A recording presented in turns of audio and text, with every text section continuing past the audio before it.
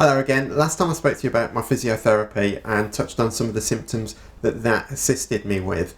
Today I'm going to go further back and discuss all of the symptoms I've had over the past 3.5 years since my diagnosis, and slightly beyond that to a time before I knew there was anything really wrong and some of the symptoms that I didn't really pick up on.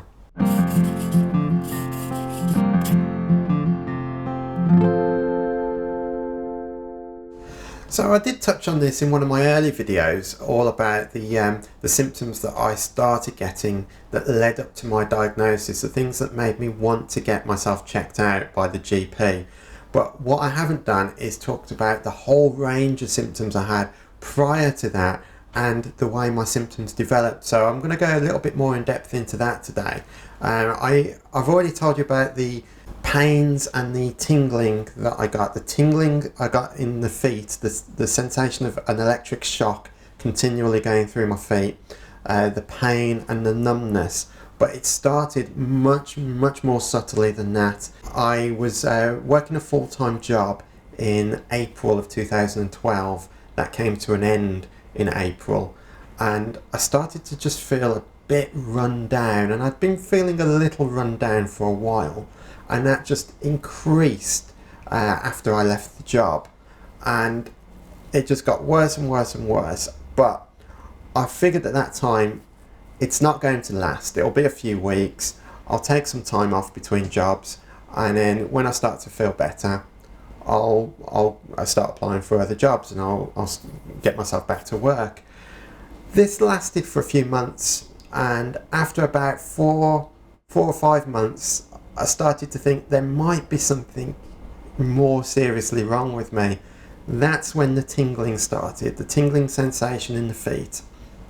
That led to pain in the feet, pain up the leg. Then I started getting cramping. I started to have balance problems. And then I started to get numbness with the pain.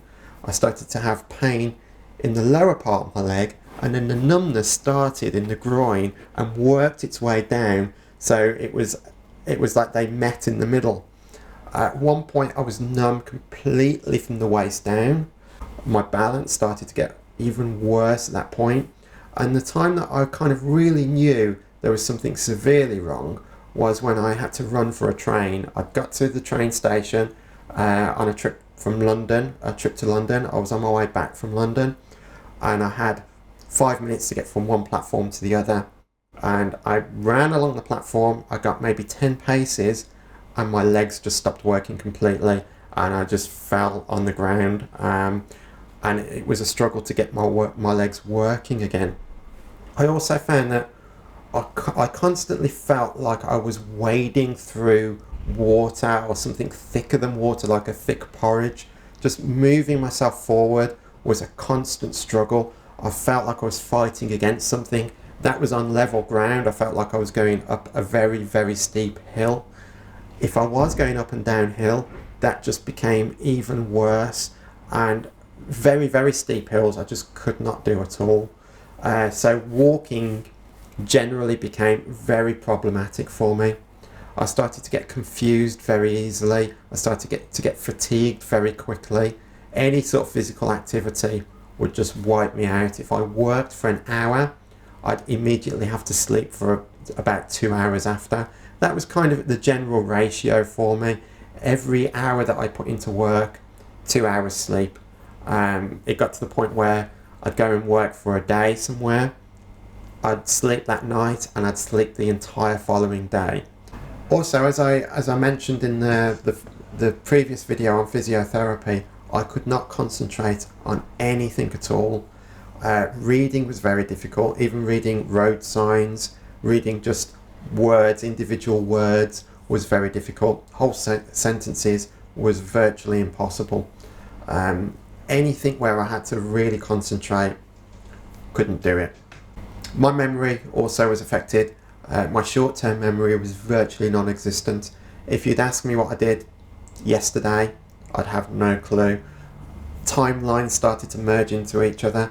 When I could remember things, I couldn't remember whether I was remembering something from yesterday or from 5 weeks ago. It all sort of blurred into one. That was very traumatic, and this led to all of these symptoms combined, I guess, led to me becoming quite depressed. And I didn't realise I was suffering from depression, because stuff that happens to me, I can kind of laugh it off, shrug it off and joke about it. So I wasn't really aware that internally there was a lot more going on, until I actually was told by my GP that he was starting to notice signs under the surface that he thought I was actually suffering from a little bit of depression. So he put me on an anti-anxiety med. Didn't really help much at all. He sent me for counselling. That was a little bit more beneficial, but I think the big thing that assisted with that was just acknowledging it, saying yes, there is something wrong, it is serious, and I don't have to be happy about it. It's fine for me to acknowledge that this is something that's really pissed me off, and quite rightly too. It's something that's happened to me that's out of my control, that I don't have to accept. I have to accept it to a degree, because it's going to be with me for the rest of my life, but it's okay to be angry about it, it's okay to be upset about it, and it's alright to express that. And I think because I laugh things off and I shrug them off, I was bottling all of that up a bit too much, and I really needed to let it out. And having a group therapy session was a good platform for me to express that, and it helped enormously. But that is, in a nutshell, what my symptoms are and how they've affected me. I'm sure I'm forgetting several things, but if I am, I'll leave it in the description below, or I will come back to it in another video at a later date. Thanks again. As usual, if you enjoyed this video, click like, share, subscribe, leave me a comment below. If you've got any questions, leave that in the comment section and I'll get back to you as soon as I can.